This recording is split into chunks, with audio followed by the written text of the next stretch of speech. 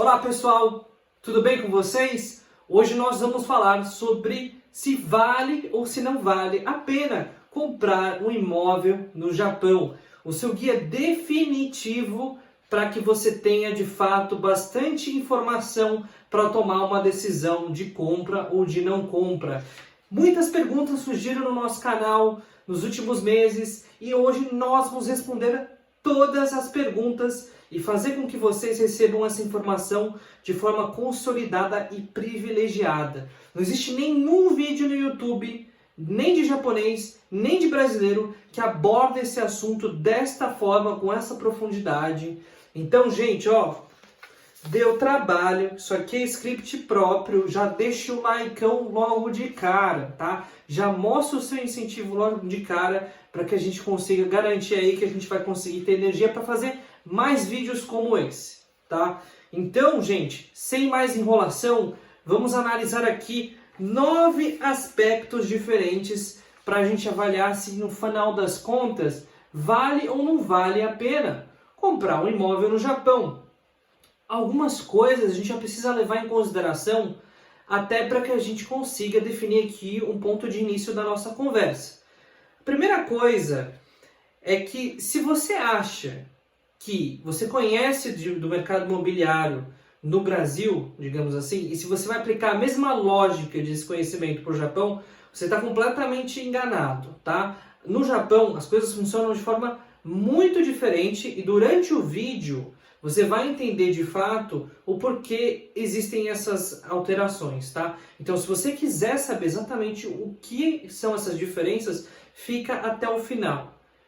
E antes de mais nada também, esse vídeo está baseado na minha experiência como bancário. Eu já trabalhei 8 anos com produto de financiamento, também com produto de financiamento imobiliário.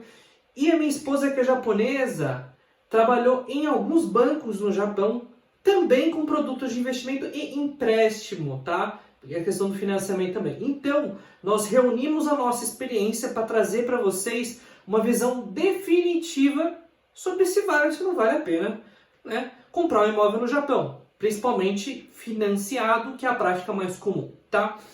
Outra coisa, consideração importante, essa informação vai ser útil para vocês não serem enganados pelas corretoras, principalmente brasileiras, que estão situadas no Japão. Tem muitas corretoras que, de fato, ganham rios de dinheiro somente pelo fato de falar português. E eles te colocam em situações contratuais que são completamente fora da realidade dos japoneses, porque você não conhece como as coisas funcionam. Mas depois desse vídeo, você nunca mais vai ser enganado, tá? Então você vai conseguir ter acesso aí, de fato, ao tipo de propriedade que você quer, sem que você seja enganado, tá? Então, essa é uma informação importante para vocês. Além disso, vale ressaltar que a gente está fazendo uma análise que ela é econômico-financeira. O valor sentimental de um imóvel não tem absolutamente nada a ver com essa análise que a gente vai fazer. A gente sabe o quão importante é, hoje em dia, por exemplo, você ter um imóvel, né, e você ter, digamos, a sua própria terrinha. Mas não é isso que a gente vai abordar no vídeo de hoje, né? Então, se você tem a questão de valor sentimental, gente, não misture as coisas. Estou falando da questão financeira, até porque é uma operação financeira você financiar ou comprar um imóvel, ok? Então tá. Vamos fazer também uma outra consideração final, que é, até para os desavisados que conhecem de Brasil, não aplicarem a mesma lógica no Japão. Os países têm realidades muito diferentes em muitos aspectos, né? A gente tem, por exemplo, que a questão do preço do metro quadrado num país e no outro pode chegar no Japão a 10 vezes mais do que no Brasil. Pode chegar a 50 vezes mais, se você comparar algumas localidades. Nos grandes centros urbanos, por exemplo, a gente vai entrar aqui mais um detalhe, chega a 10 vezes a diferença. Ou seja, comprar um imóvel no Japão é muito mais caro do que comprar um imóvel no Brasil. Principalmente agora que o câmbio brasileiro está extremamente desvalorizado, tá? Só para vocês terem uma noção, eu vou dar um spoilerzinho aqui só para dar uma incentivada a vocês assistirem. Um imóvelzinho nanico no centro de Tóquio de 20 metros quadrados, uma kitnet anã, ela custa R$1 milhão, tá bom para vocês? Então, gente, é só um pouquinho para vocês entenderem o quão diferente. Com R$1 milhão, o que você compra no Brasil? Você compra uma fazenda no interior. Uma fazenda com mais de 1.000 metros quadrados, né? Muito mais do que isso. Então, gente, não tem como comparar, né, o preço dos imóveis, né, de uma forma geral. Outras coisas, questões populacionais. O Japão tem uma população diferente do Brasil, principalmente em termos etários. Vocês vão entender por que isso influencia. Inflação. O Brasil vive de uma inflação que há décadas aí tem sido descontrolada, agora um pouco mais sob controle. E no Japão não existe inflação, existe deflação. Então, se você pôr dinheiro no banco, você vai pagar, basicamente, para manter ele dentro do banco. Por isso que existe muita gente que põe dinheiro debaixo do colchão para que não se pague nenhuma taxa de manutenção para os bancos. Ok? No Brasil é totalmente contrário. Você deixa o dinheiro no banco e ele valoriza, né? E a taxa de juros básica para os financiamentos é muito diferente. Muito mesmo, né? No Brasil tem essa lógica de você financia 500 mil, você paga 2 milhões. No Japão não tem essa história não. Você financiou 500 mil, você vai pagar algo muito próximo no final, nos dias de hoje. Você vê, mas Vinícius, 30 anos atrás, minha mãe financiou um imóvel e pagou 3 vezes o valor do imóvel. Eu não estou falando de 30 anos atrás. 30 anos atrás era uma outra realidade. A gente pode fazer um vídeo que fala especificamente sobre essa questão histórica, mas o que eu estou falando para vocês agora, 2020, 2021, tá? O que interessa para vocês agora é a realidade de hoje, não de 30 anos atrás, tá? Então é importante que vocês tenham isso em mente. Então, considerações iniciais feitas, vamos entrar um pouco aqui no vídeo, tá? E a gente vai usar o quadro aqui para poder nos guiar, para poder explicar um pouco mais para vocês. Um estudo recente, avaliando grandes propriedades, principalmente nos grandes centros urbanos do mundo, fez uma comparação entre Tóquio e demais regiões do mundo, por exemplo, São Paulo. O valor do metro quadrado em Tóquio, por exemplo, no centro lá, Shinjuku, por exemplo, em lugares de bastante de destaque, ele pode custar o equivalente a $16.200, o que seria equivalente aqui em reais a R$85 mil, arredondando, né? R$85 mil o metro quadrado. Gente, R$85 mil o metro quadrado, meu Deus do céu!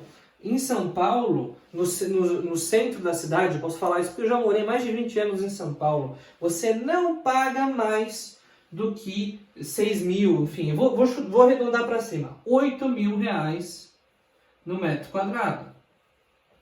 Então tá aqui a explicação. No Japão, você tem de fato, para a mesma uma situação que é comparável, cerca de 10 vezes mais caro o preço. Isso significa que no centro de Tóquio, se você comprar uma kitnet de 12 ou 13 metros quadrados, que é muito pequeno, você vai pagar R$1 milhão.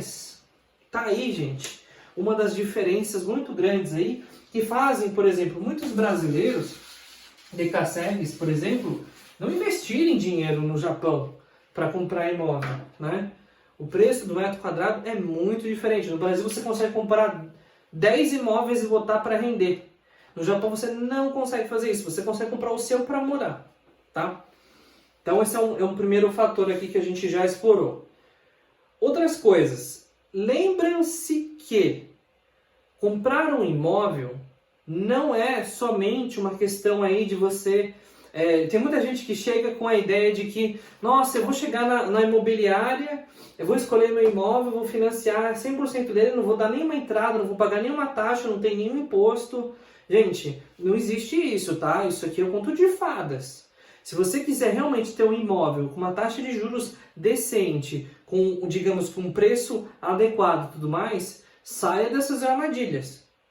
Esse negócio de carência, digamos que as parcelas você não paga e tudo mais, corretagem que não existe, gente, isso não existe, tá? No Japão, principalmente as corretoras japonesas, elas são muito transparentes em algumas questões pré-compra. Por exemplo, a questão pré-compra aqui, então.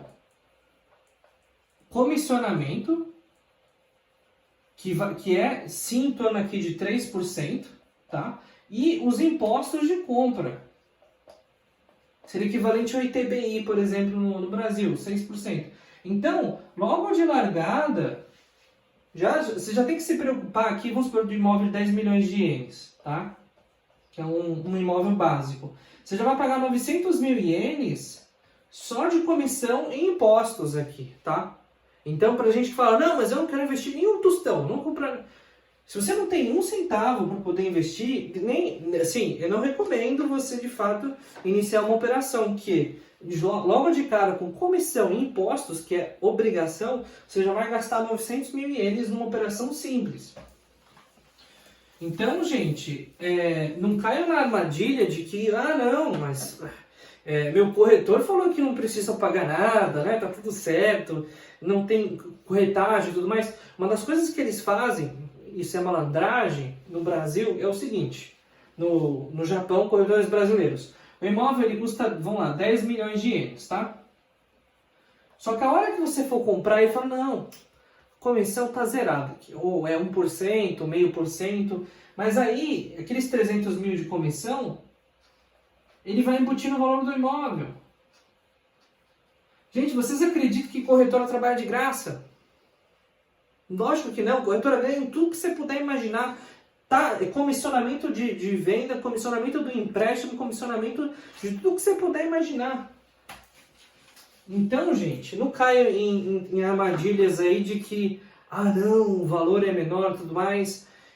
Pesquise bem antes de você fechar negócio, tá? Porque muitas vezes o preço ele pode ser artificialmente fechado, tá? O que mais que a gente tem aqui para poder destacar para vocês? A questão de... Ainda na questão pré-compra, a questão da entrada. Pessoal, as operações, se você principalmente comprar financiado, as operações as financeiras dos bancos mais sólidos exigem uma entrada de pelo menos 20%. O que significa que naquele imóvel lá de 10 milhões de ienes, que dá 500 mil reais, você precisa pelo menos ter 2 milhões de ienes para dar de entrada. Você vai precisar de 900 mil ienes para pagar de comissões e impostos, e você vai precisar financiar 8 milhões de ienes. Tá? Então é um pouco dessa realidade que é importante que, assim, antes de você querer se aventurar, digamos, nessa questão de comprar imóvel e tudo mais, você precisa estar meio que capitalizado. Não adianta você chegar com o bolso vazio e achar que você vai conseguir fazer um bom negócio, porque não vai. Por isso vai ser explorado. Tá? Então é um pouco dessa questão, tá? Então, gente, aqui não tem conto de fadas, tá? Infelizmente ou felizmente, nosso canal ele fala a realidade.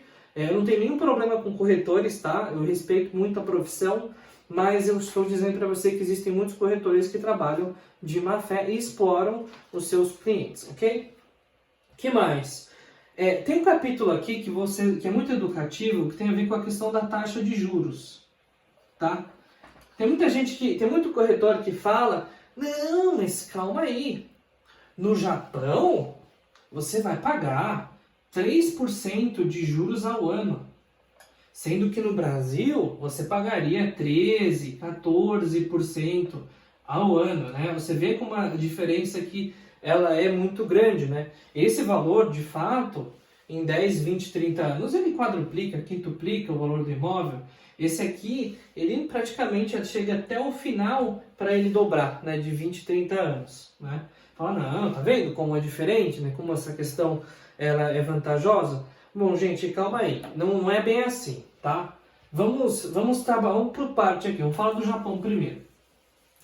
A taxa do Japão de financiamento, de fato, ela é muito mais atraente do que o financiamento no Brasil, né? Mas as taxas no Japão, muito diferentemente do que as pessoas pensam, elas começam a partir de 1% ou menos do que 1%.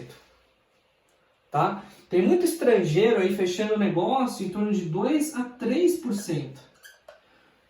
Isso a longo prazo faz com que o imóvel ele praticamente dobre o valor, ou triplique.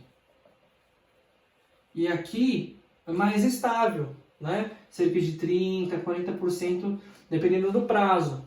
Então, essa diferença aqui, ela é muito crítica, né?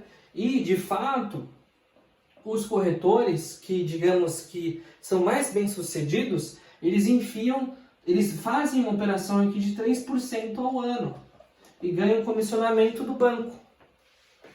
Porque é uma operação extremamente rentável. É duro falar isso, né? Você fala, pô, mas como assim? O pessoal tá ganhando dinheiro em cima de mim e tudo mais. Bom, instituição financeira é assim que funciona, gente. Não tem conto de fadas, não. A realidade é assim mesmo. O cara vai tentar trabalhar com um preço mais alto, né, uma taxa de juros mais alta, para que o banco ganhe mais e ele ganhe uma baita comissão. Se você não acredita nisso, se você quer fechar os olhos para essa questão, fica a seu critério. O que eu estou dizendo para você é o seguinte. Se você pesquisar bem, você consegue chegar, você tem um range aqui de taxas, né, digamos assim, vamos falar aqui de 0% a 5%, né? E aqui é uma longa história aqui, qual o período que de fato a gente tinha cada uma das taxas. Os empréstimos, muitas vezes, financiamentos brasileiros estão saindo por volta desse ponto aqui. Tenta chegar a algo mais próximo de 1%. Para que você consiga fazer isso, você vai precisar fazer o seguinte. Esse 1%, a taxa de juros, se você for perguntar para o seu corretor, ele vai falar o seguinte, olha, ou para o seu gerente de relacionamento no banco lá, o que ele vai falar? Você não entendeu que a taxa de juros, ela não é calculada aleatoriamente, ela é calculada em função do seu perfil de risco, ou seja, de acordo com o seu perfil de bom ou mal pagador, eles podem oferecer uma taxa diferente. Faz sentido?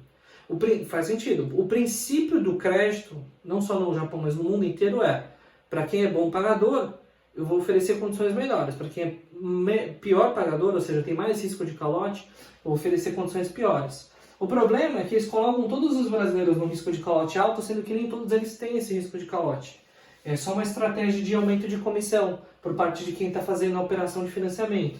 Então, você pode sim fazer essa cotação em vários bancos antes de eventualmente bater o martelo. Eu tenho certeza que você vai conseguir fechar muito mais próximo de 1 do que de 3 se você fizer isso. E a diferença financeiramente ao longo da vida vai ser de milhões, muitos milhões de ienes, dezenas de milhões de ienes, dependendo da operação que você fizer, tá?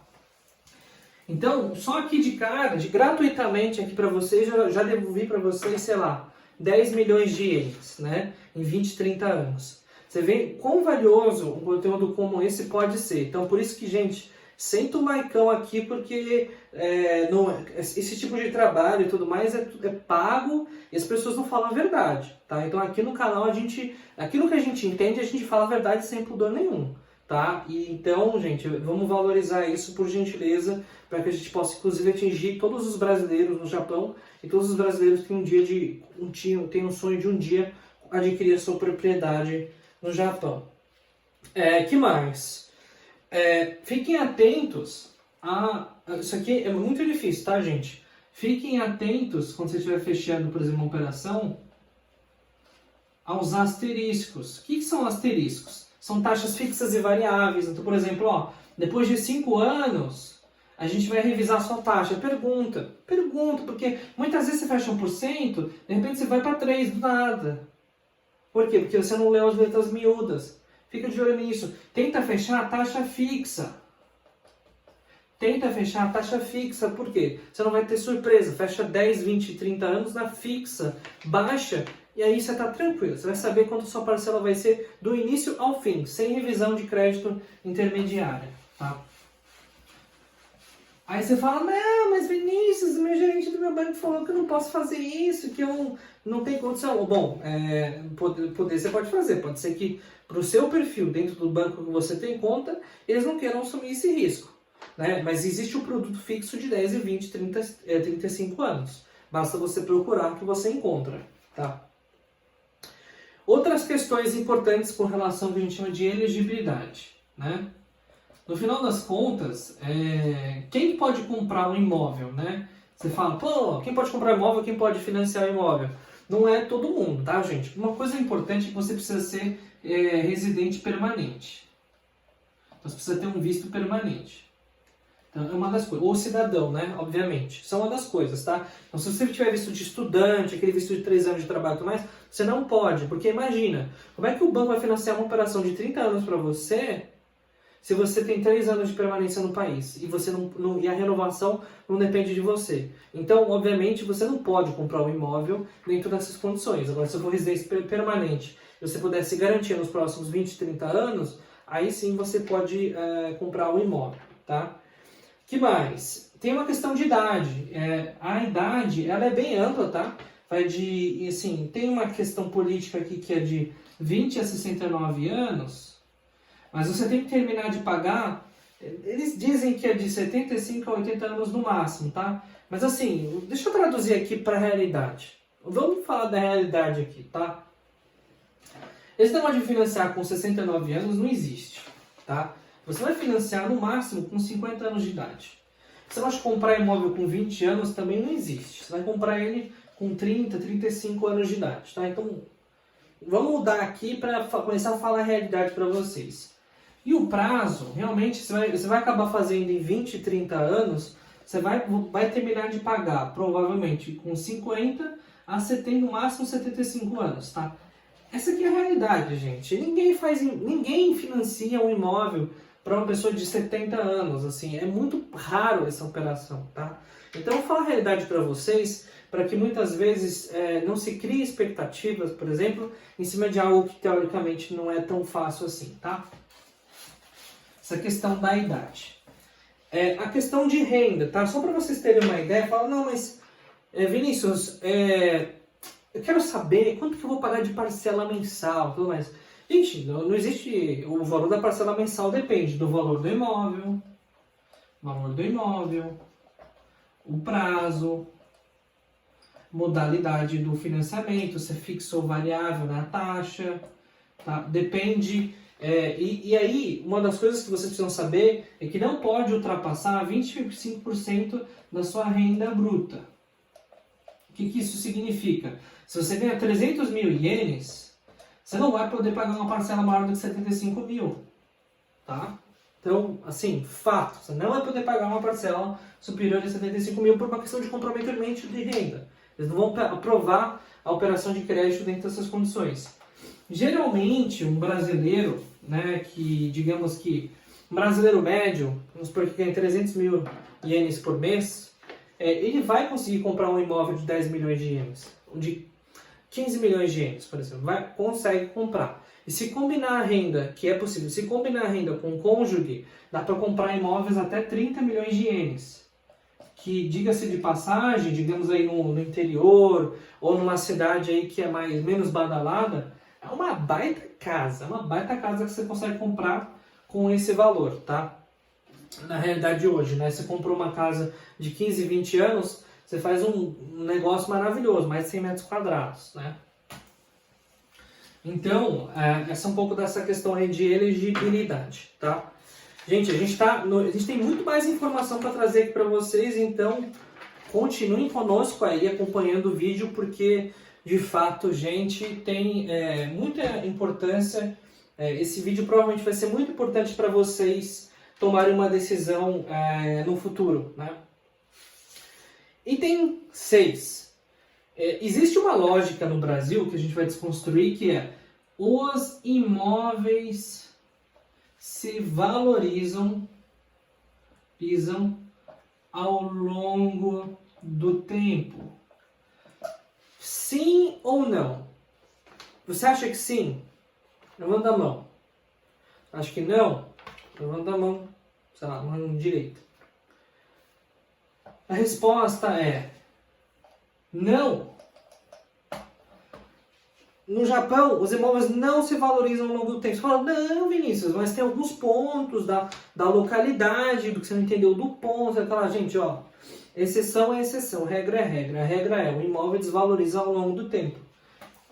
Isso aqui, a gente não está no Brasil. O Brasil é uma situação diferente. E aí, agora eu vou explicar para vocês o porquê. Existem, essencialmente, vários motivos pelo qual o imóvel pode valorizar ou desvalorizar. Mas a maior parte deles está relacionado com uma questão de oferta e demanda. O que é isso? Oferta são os imóveis disponíveis. certo? Demanda são as pessoas querendo comprar, beleza? Então tá bom. Então vamos lá. Vamos falar da demanda aqui.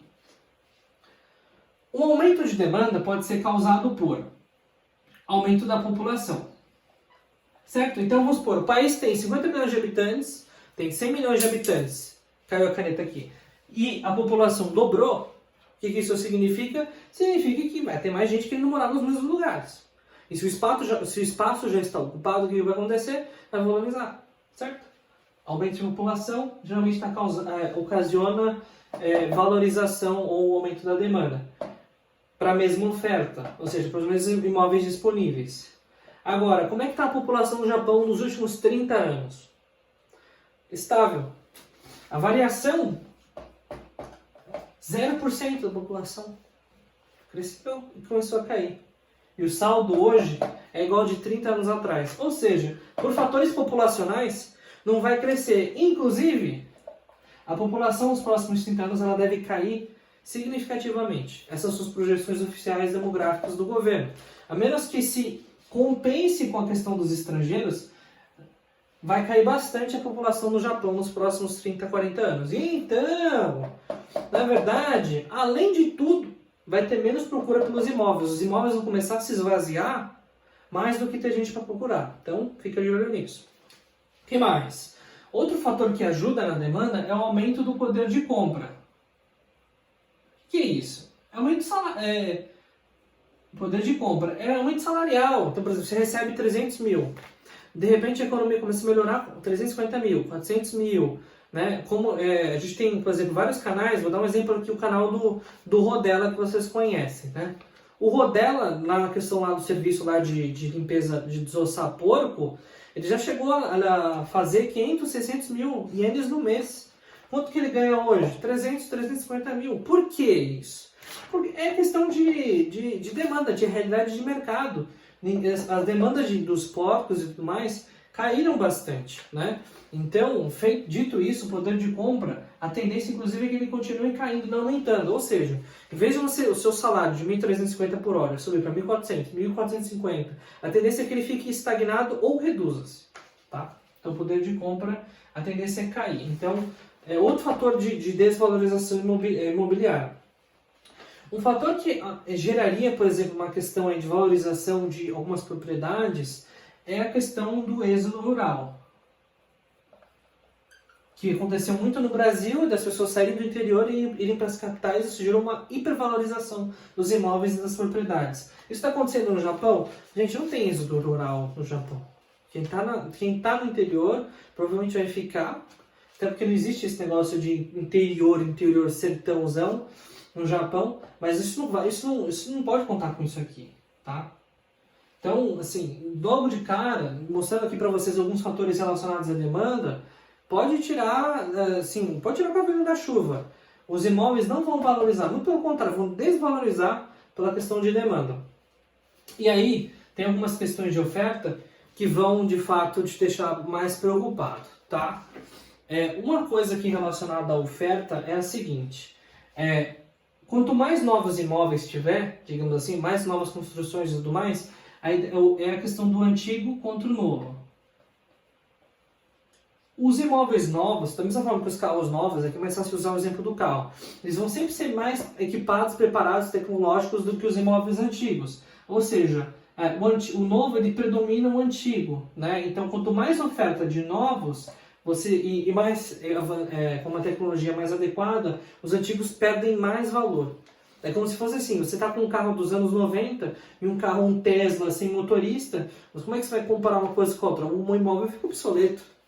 De repente você cria um sistema, por exemplo, de eletricidade, somente por painel solar, que funciona no inverno com a questão de armazenamento, você já ou com energia eólica, por exemplo, você tem uma casa autossuficiente. Ou você tem uma casa, por exemplo, que ela é 100%, digamos que, resistente a terremotos, ou a abalos sísmicos de até 8,5 pontos na escala Richter. Então, esses imóveis vão ganhar muito valor em cima dos imóveis antigos, que, por exemplo, pode ser feito somente de madeira ou estruturas mais rudimentares, né? Então, esse é um pouco da questão. Se você pega um imóvel hoje, daqui a 10, 20, 30 anos, a tecnologia pode evoluir de uma forma que os imóveis que o imóvel que você tem comprado fica extremamente obsoleto, tá?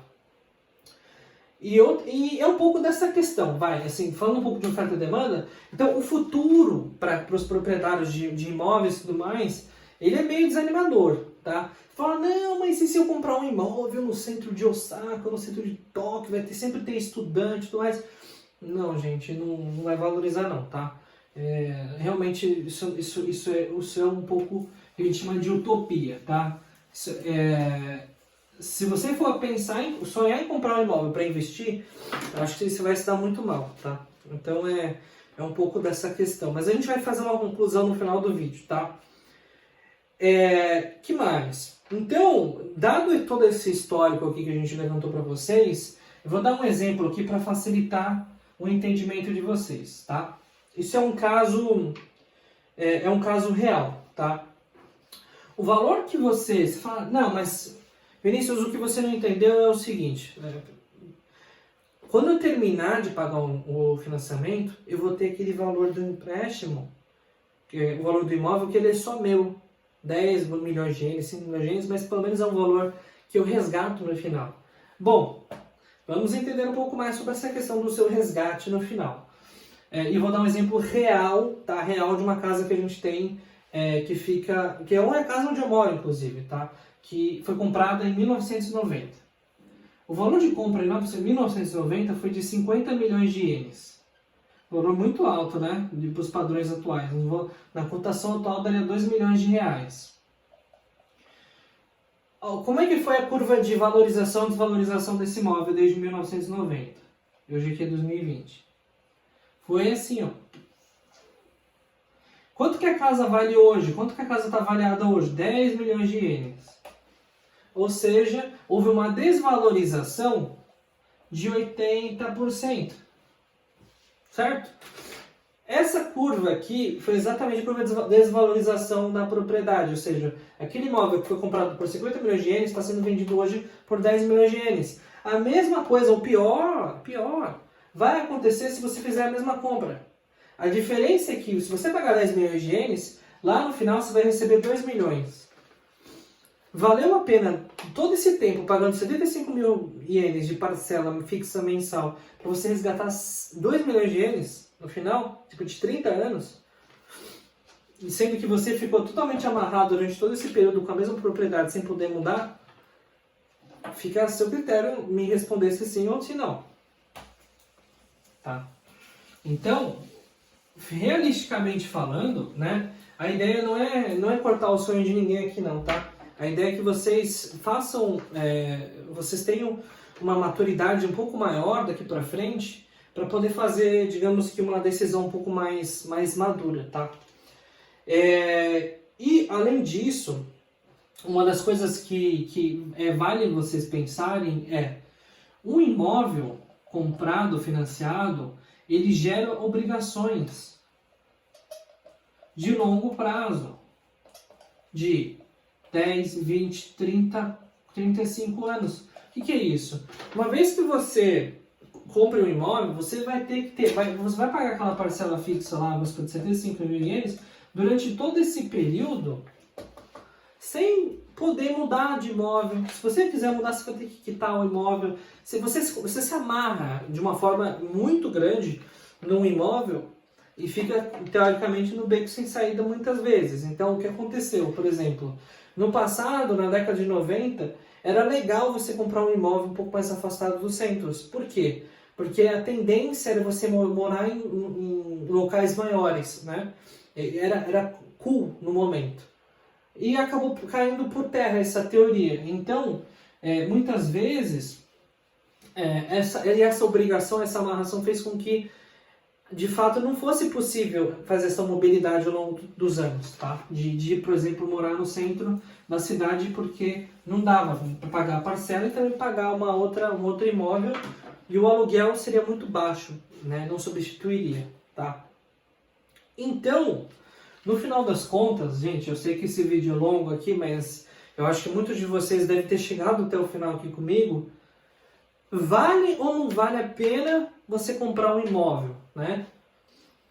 No final das contas, gente, se você pagar aluguel no Japão, vamos supor, de 50 mil ienes, por uma casa que você financiaria por 70 mil ienes por mês, por mais que, gente, 50 mil, por mais que no final você não veja esse dinheiro, que essa propriedade não seja sua e tudo mais, né? Por todos esses fatores que eu coloquei para vocês, não vale a pena você comprar um imóvel no Japão sendo um estrangeiro. E nem sendo um japonês. Né? Principalmente se você tiver que pagar uma comissão alta, se você for por 3% ao ano, se você tiver dificuldade financeira ao longo do período, e você vai ter sua propriedade desvalorizada e tudo mais. O mais sensato, de verdade, financeiramente, é você continuar alugando mesmo, tá? E a hora que as coisas forem mudando, modernizando, vocês mudem para um lugar que seja mais condizente com a renda de vocês e com a tecnologia do momento, tá? Então, pensem no futuro, pensem de 20, 30, 20 anos para frente, para que vocês consigam tomar uma decisão que seja financeiramente sensata. Agora, se para você o que vale é botar a cabeça no travesseiro e dizer que, não, esse imóvel ele é meu e é isso que importa e isso me dá paz de espírito para poder seguir adiante, então a sua decisão ela é outra, tá? Você compraria mesmo um imóvel e faz parte da vida, né? E nem sempre a gente toma decisões que são financeiramente otimizadas. Vamos dar um exemplo?